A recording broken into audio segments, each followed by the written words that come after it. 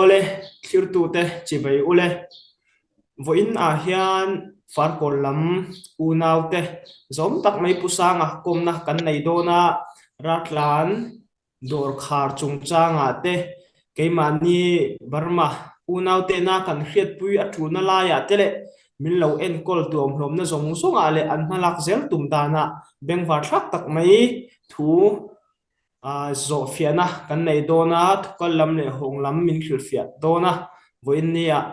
pusangan hun hlutak min peka wangin ama sa in lom thu ka sei du bok ani ole pusang farko na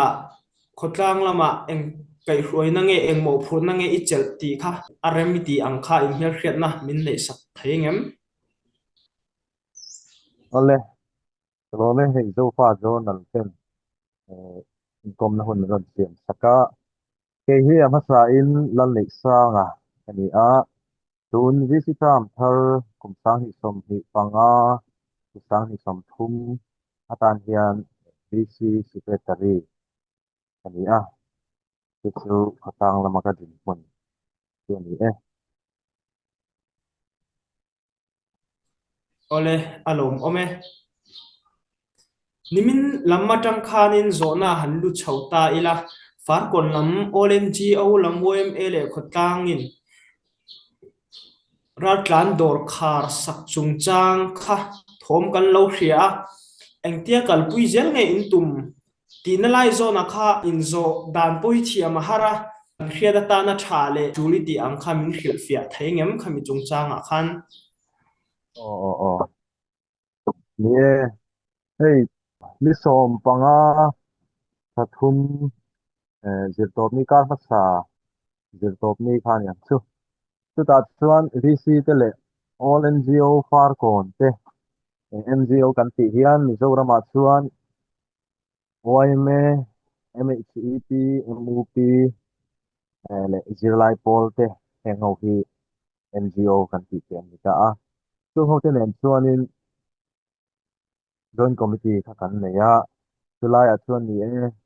kan kho chu miral tlan cheu ni lo kan kho chu in rel bol dan tin chuma kha phang kha thil tam tak kan rela chumi zinga chuan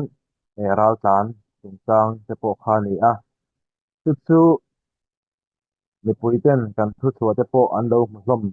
to ni na khiata chumi a chuan in hemi ral tlan dor khar sak chungchang a hi hi asan bul pui bera chu India khole tri kan ni a tuna ral tlan kan ti barma lama tanga kan unaw te isen lama chuan in unaw na kan ni a kan unaw zo tha tha unaw te hi kum sang hi som hi le pakhat atang khan barmaram buai wangin helai huna par ko na te le mizoram hun dang danga te ral ron tanin nan oma chumi a chuan kan unaw te an li ang nge in du tak le du sak takin kan lo in kol to ti na chumi konga chuan an ei le ba som na te a te po VC masalama te sam masalama te po en sang mi lovin lo nei te katiang te tharin an phal saka patwal mi ang in kan en thi na ni chuan huna local ta zela India sarkar da na tang chuan India dan ku tang chuan in illegal immigrant ha amita a chu heta phalna mu mal ni lovaral ron tan ni a amai ro chu kan mi soram sarkar khoi tu te in kan unaw ti lom ti in an lo pom ani a tiang chuan kan kho te pon lo oma hun nakal zela dor te zon na sang ki thani nan lo siama chumi chuan chu mi te zon na in mong ani le ta ani dor chu ani lova li thei te thang te po khani a ta chuan tuna dor siam tu te hi ani na taka chuan ral san zinga alo ro po ani de zelte ani ta ni chu wangin ani lo de ang si hi chuan doran siam lova ni noya te hianin in lo fa in te han jong ve man zela ani deuh te hianin doran neya dor lian pui te hilama tangin bungrua an chalu ta transportation tia an boi si lova chuan helam panga wal chhung mi te dor nei te kha a hek ta zel mai ni tumia chuan tikhanin athira chuanin dor pahnih khat te kha an om ve a amai ro chu tikhan an pung chho ta zela kha tiang ani tak sia kha chuanin tual chhung mi te dor nei te ei jom na kha a hmong ta em ema dor nei te chu ni lo an dor nei lo te chu ni na niang chu kan khuwa hi rui hlo kalkong ani tia an lo soi to thin ani a sulaya chuanin te in hetiang ang dor bungrua atang te hian number 4 te hi kal ni a siat ani a chu an man fak om lo ma sela ngai del thei tur hianin a om bawk ani chuan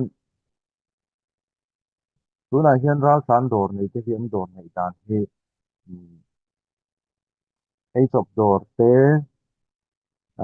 thingpui dor te workshop te samsiam na chenin tiang khanin an om ani a tumia chuan hei hi an dor nei sim hima hi kan du lova an ma ani sim hima hi kan va hu phur lam ani lova ko chhumi te in hung ding na huale tui te in hung ding na atana sila hi ti kan ni a tumia chuan VC te chau thu na ni lova all NGO phang ho tenin na te ina nipui ten kan ai o kan than chu te phang ho ina lungrual taka kan thu pas ani a chuan an dor nei hi pahnih chhung in singpel na hun kan te a chuan in May ni som thum pakhat sang ni som panga ni chen hianin a huam don ani thanin ka soi tim lo veu mai theya zo na ini ang zelin don chang ta ila apu zo kan mo ka tia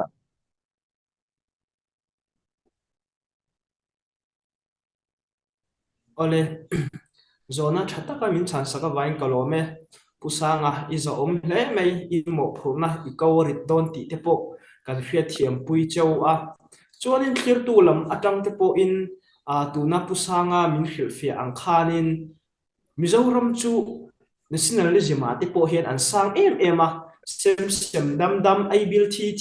tiril rupu tak an nia chumia wang chuanin aram lei lungham than zong po tui po kar khata voi ni voi thum hong thin khara tlan kan tama wangin Mizorama tui har satna ngai lovin sem dam ai bil thi in a hong kem pha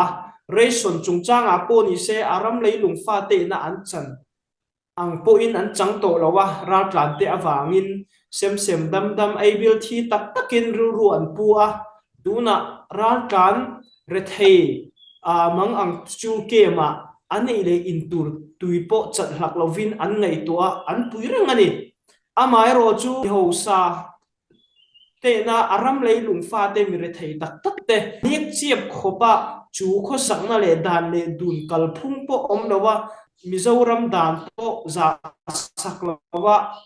an om pong po na kha aram lei lung fa te har satna athena ni ti kha pusanga thu soi tang khanin alang chiang viang win arin oma chumia wang chuanin barmalam unau te po kan unau te chunga har satna mang anna kan thleng don ai chuanin barmaram yangung manli hun rama po ramdanga po so son na tur po atam khop me sum nei tan chuanin Mizoram hi meo salutuk an bik lova kangram mire thei tam tak an om vea ama ero chu min lo lei na le min lo tuam hlom na ringot te po hi han chu thiam ta ila ti kha pusanga tu soina tang khanin koron soi fia belsak koron thuan hi ni se chuanin pusang engtin nge ratlan unaute in lo boipui dan te khinan far ko na hian ke mengzang nge omte chuanin eile in lam le adam dhoi lama te engtinge in boipui dan an din huna te ratlan engzan nge in kol minglis pe angtang puya engzan nge in kol far kona tinalai zona te po khanin in en kol dan chungchanga min soi zaw sa thengem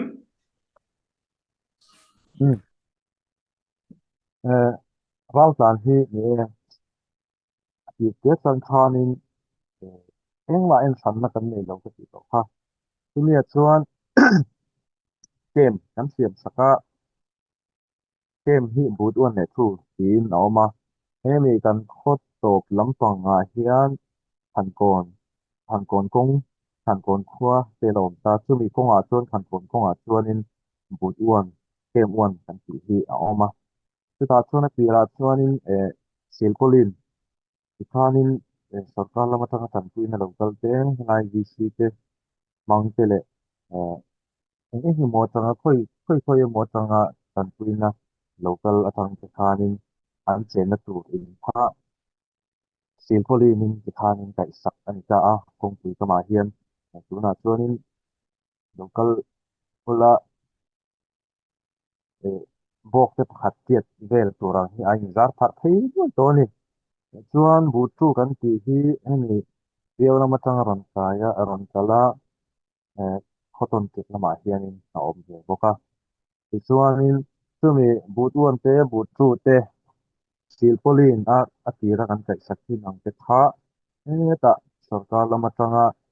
ral tlan kan tuina ron kal mangkhan rawa in ya thak sak vek an ni to a chuan tuna hian ral tlan hi azat chia hi asit thailowa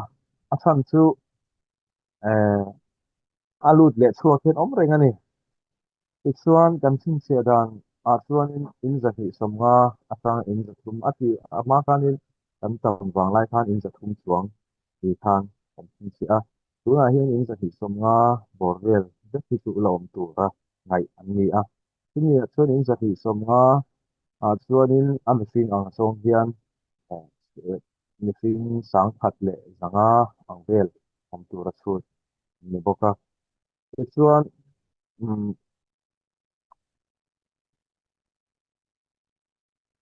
tun haya barmaram hen khata te azalen deuh to awanga hole ta te khatiang kha an oma tin chu ti mek lai chuanin mun hen khata tangin zalen thoma sela khosak har sada wang te le an fa te mahun te ngai tu awanga jirna tha te du awang te a ronkal te po an la om reng bokani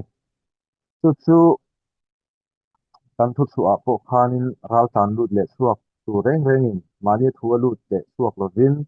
relays level committee on member refugee VLCMR sarkar na din tha ani a hianin in report se so ni a po hi tunai hianin DC lambar te po hi mumal takin in ral tan lut le chuak sin sia te po kha kan nei te to ri lo ani a chu tuna hianin i thar le me tura malak me ani ti kan report tel boka chuan khamit sin kha izo na in ka fia adang kha izo na ang se khan in kalta ila nge ta khan chan tin lo kan ei chuan khalai kha ron ti le ta la ole alom ome so na te thata kan chan saka wangin chuanin pusang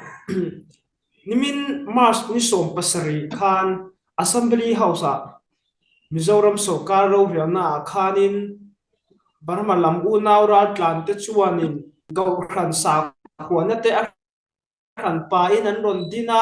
mi nam bil chibil angakal tum hemi mizoram local dan phung bo chi ro riana khanin thu kha om tlat maya khami thu la khanin far kon lam in boruak nen khatilama te khanin sukul a khan pa lo hong bi kemo khatilam local rang du bi kemo tiang deuh kha an om ve em tina lai zona khamin chan sak theing ole sikul bi ka hian engineer ti taka hi ka felova ahmin ha e kami a sikul ang pa ngai ni lo khanin tuition an tia em school awal zo nu tlai dar thu matang dar nga a hianin atu nu tan kal thei khanin an honga tumi a chuan ngelai tol thu mi te kha thok tu khan an la boka chu tuna hian mechina ka soi but wan le tu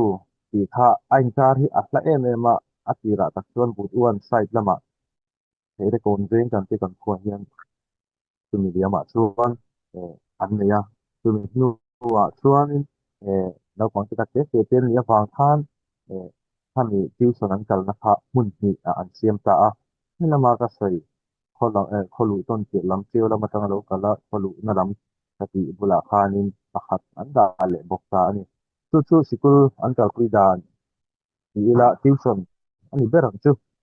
ani chumi ni lova chuanin school bi ka hi chu helai tu chu mi te school a sarkar school a te private school a te apa nga in an kal ve ani chuan ami abi ka ti kal tia khani in kai mai deu in khom na chung chang khuwa hian pen khat hi chuanin helaya hilama baptist ko khan ni chuan hilama baptist ko kana ron loi maya tiang seling i te presbyterian yang te kham sang hanan loi ve chuti nek lai chuan phahi dana apun khat an ti ni tho tol ni chot nu wa hian an mani ral tan bi kha ani khom sang ve thin ole chuanin pusa han zot leila khami ratlan dor khar chungchang poka khanin han kir le taila dor kha thani vel kha sakri phot khami thani chunga an dora thil nei te lo ti riral tur te ang khami thu chungchanga khanin engma nei lo kha chu in puizela amai ro chu khang tianga lo sum don na le aram lei lungte lo nek chep zonga lo ko sa ang te kha tu na khanin kumli nu min lo en liam na kumnga tu lama haidan in han lek ko tan chu an ni ve maya khami chungchanga khanin thar sak char to don nge tin lai kha ro ri rang kha omem o nge tun lo se han ti mai la kol tong ti dan takin tun hria chuanin in kal phot ti na de nge ti na lai kha i tik thang nge in khar don ti na lai kha mi han khil le fia thengem ani chungchang khuwa hianin DCO da su suaka hianin India khole ti ni na te hatiang ang ha engma thallo anita ani chuwang chuan ra san te khan an nei ti lo ti tim ta hei hi ani na taga chuanin dor khar vel te po hi hun pasalama te chuanin soya om to amai ro chu an din hun te sethiamin yang khanin tuna kan ti ang sak hianin mala na sa ta pui nani lova mai ro chu hel han tirin tun hun te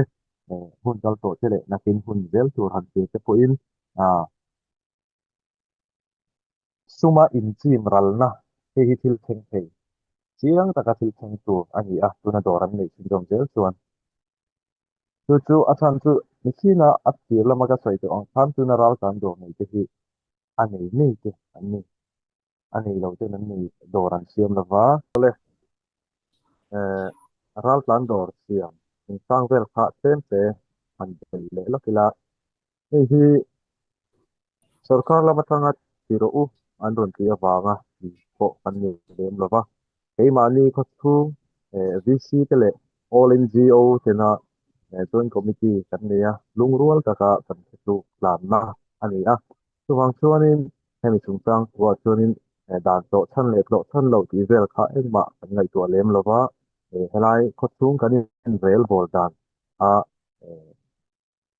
magistrate te VC te le all NGO tena kan thu na kha kan ngaya chu kan suwa ani chuanin hi an dor siam hi an mani kan va huat wang te hatiang wang te ni lovin khotlang mi pui te ma ngain sum le pa ya in chim ral na te hi thil theng ol sam tak mai ani a kan thenom state lama te hetiang hi thil theng to ani a petlang lo manga chuwang chuan anei jok te ina hetianga doran siama sum manga aro re ani hi kan hlau tak ta sum manga aro re ani hi kan hlau tak ta chu nakin zela kan khotlang local zel dan tura lo om zel dan tura hei hi kan in de lok ve na ani ti ni tuiten min pet sak turin an dua tin andor hi athalove andor awang andora hianin engeni rui hlote chu tianga ron luta kan mane ti na lam engma a om lova tumchu hatiang lam kha kan diru ani lova tin ka sei tu ang khan khotlang mi puite keimani atual chu mi te aram chu mi te indigenous people anti kami te sanvo dignale sanvo te san ai tu te hatiang ang hum halna atana he hi ti kami ti kha kan sei le tu boka ichuanin dor a hianin hetiang ang chi then khat te hi chu entiangan set thiam na enge model han le te phalomi ti te po a om mai theye a mai ro chu kha thil pu ber ani lem lova in thi na te thil theng thei ani a tu na then khata ni sa then khata ru chu tira kan om khat chuanin a don lova chuwang chuan dor eng chi ma te beratang alian ber theng kha kan rem ti lo tatok mai ani ro re kha a khai rol ber na turin ti chuanin eng an dor langsa deuh te ei top dor te eng tui dor te workshop te sam siam na tiang ang te eng zong zong hi par kon khotlang a om lo ani lova par kon khotlang a hian par kon khotunga hianin a om zeka tuna an dor te mang zong zong a hi chu tia dor kan han ti top ta ka chuanin khatiang a siam siam tiang te kha chu mi hnuai a thanin an vai so ve so mai don ani tuna mechanical lo ni chuanin helaya workshop nei don hnuai a khanin a vai so ve so mai don ani khatiang kha thil kan kal pui dan tur ani a tin hemi thum changa hian pahnih chung hun kan in pe a an dor bung ro le ilo te in chin tel na tan hian tin tumia chuanin kan thu chu ang khan chual chung mi ten tu ma in an dor te kha lo khar thon te lo khul sak te kha kan rem ti lo bani a chan chu hun masalama he tiang til ken to ani a ras nan dor ti top hi do ne so si sam na matang te til ti to ani a ta chuanin ta ma han lak lo na til en ni mo a oma wangin tun hun hi kan chen ani a wang chuanin NGO ina NGO le VC te na lungrual ta kan chu ni khong takin kan kal sang pui do na ni ti kha kan sei du boka tumi lam kan lo nei ta anga kim lo te po ka nei mai thei che a in pum khat na lam ang te nang mai ina tha iti ang le mizoram dan le dun ai na sa a auzo ka kan lo thlir thiam ve dan tur ang te le iti ti ang kha le ka zo mai te om chuanin khang tiang ang kha tok te ber nan hun ron mang turin ka som che ani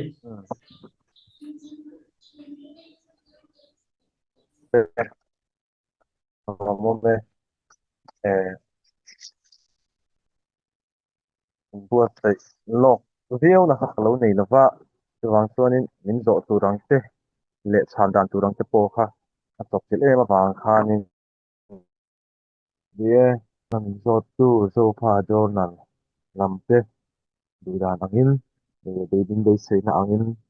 helaya aral tan te min thung le khatia ang ti kha te ma zong sai na han tu manga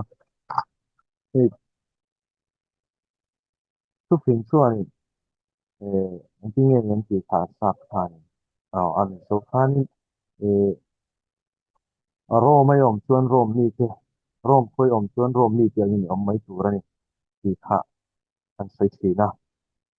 tu su kan ra chan u nau te hi ta tu ma changa zalen lo naram om thin an ni chu wang chuan ram zale aron om kha an thiam lo ba chumi chuanin thiam na zau tak kan ne kan thiam thi em thin ani mai ro chu in thiam na ko hian top hun te hi a om ve thina hei kumli tal top mai helai a fel la hi atam zo an ni a nok sak lo ko hi atam zo an ni a fel lo a ko mo bolang chi ko hmuna po eng nama po khoi rama po kan oma tiang ang chuan kan ta tan unaw te si na po hian an oma park ni hian an ti thina park on tangwal chu inzai damin in fel mai ral tan te kholaya te zurui ten an om ngama an du danin an tal ngama thina chu tun ba chunga hin park na chuanin khodang tangwalin chu arui ngame an ti tin ani chu lai ni te kha an doi ti na lam ni lovin ni khual chunga hil an lo nei thina kan nu le pa te hun na tang khan phat an lo chu thina chu wang chuan ni khual ang chi te kha lo tin sone mo kha tiang ang kha an ti ngai le in lo ani di rol ro chuan par kon tlang poi sei rong om ero chu an dim lo le thung ti kha an sei te du bok ani ti chuan nei halai tam tak ten oma helaya aron om ta ro kan ko sana te wai me ate ron tal ve sela for inter ron tal sela han te ron lai ve sela mo chu ati hi chu anom ve tho ni mai ro chu za pakhat vel ni ang ti dian chen dit mon ani til anachang an hello maya ral san mi thi kan ni na kan nei to chu wai me ten kan boi ti le tho chen ni ral san mi thi anom thu mai ro chuan an mani lampang mi le sa chu an ron tam le viu loi thunga tina ma se a khotwal mi ram tam jok le tho ni an mani lampang ni an thi ani lem lo chuan heng lai a veng va deuh ho ni pali nga ti lo chu an ron tel ngai lem lo chu ni a wai me lampang anga hian wai me tri ti na te na ta mi khu anga te hian om alom kan ni ti in chiat that to min boi pui chu wai me te lang ti te an ni ti sunset vel na ron tel am tum le ngai chong si lova ti rol chuan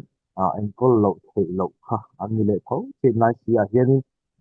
ni pui te hun le no ni chu a om ve riau bok the na ni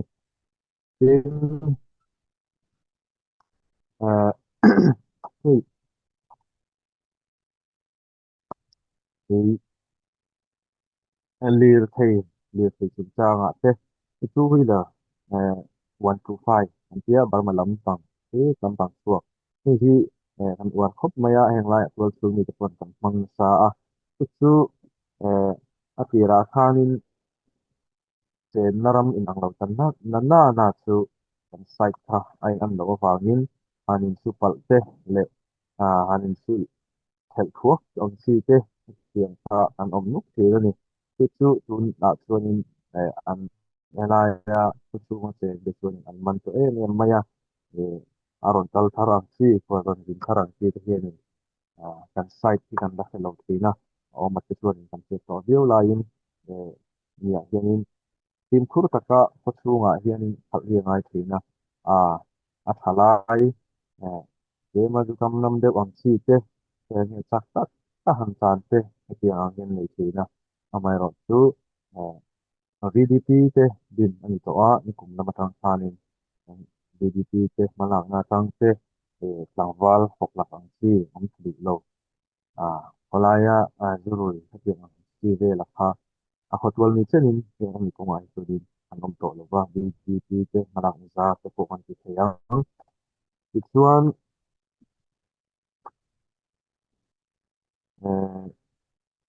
ni china ka sari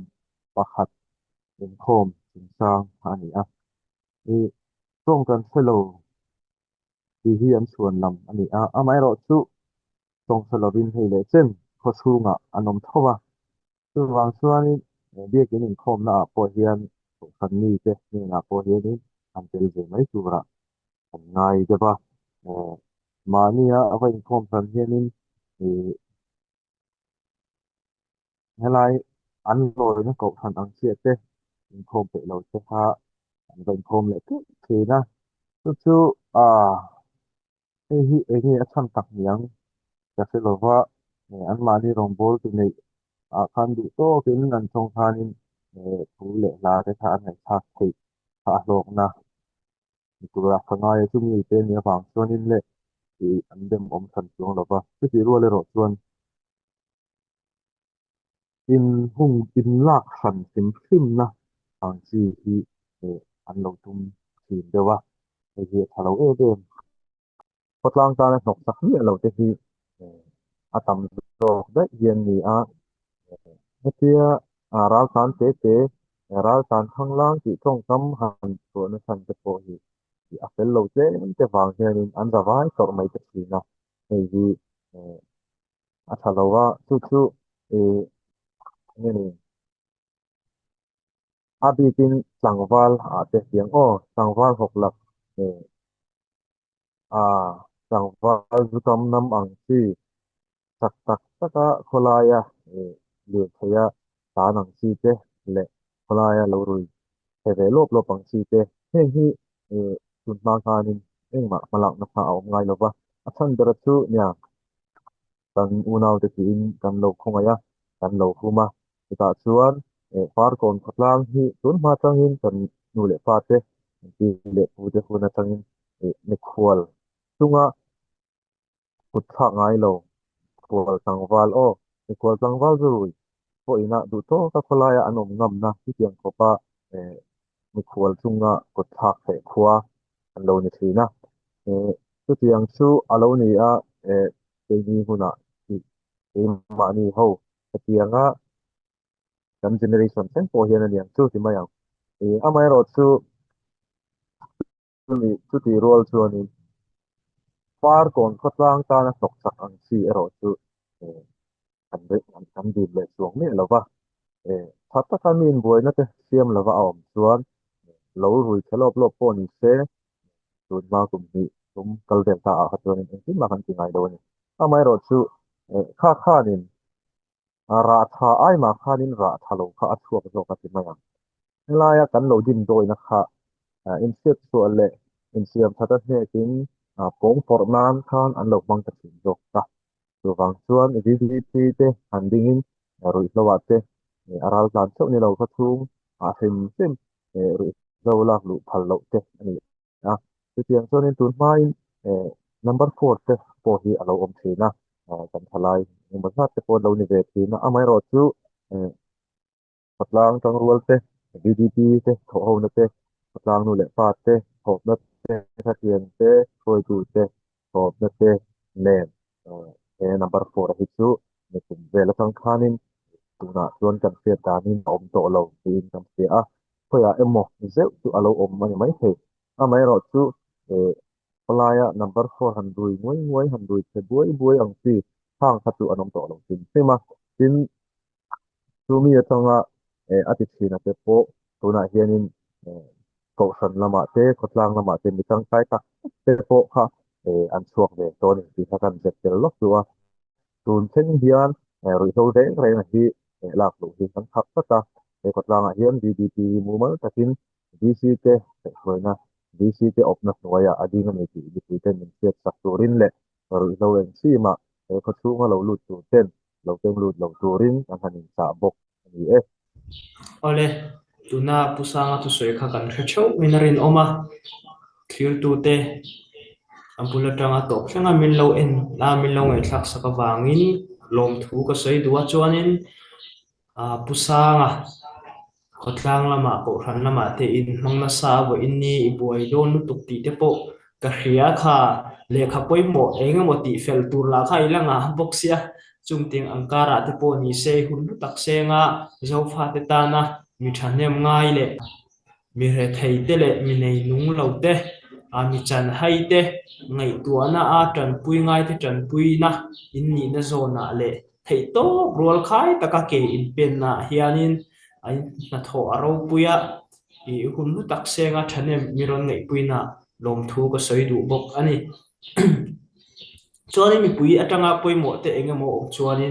ฟาร์คนละมาที่ปนีเสคุยตูเตอันเบียกเร่งไถโตนะคุยตูเตนะอันสวยเราขัจูทูเอดิตเล่ทูเบลจบขัจูเราโอ้ยเราตายละคุยตูเตเบียกเสียงไถเร่งอันนี้เอ็งมานี่นุนพีลีตูรังจีเล่นุนบวยนะตูรข้าวช่วงเราว่าขมีบางคานินเอ็งมาลักนัดวิวตูปอข้าวเรานี่ตีเตปอข้าเขตังบุกิละอันนี้ชวนินผู้สังนิมันนวมทุนชาจานชาอุเล่ Oleh, ni boleh. Oleh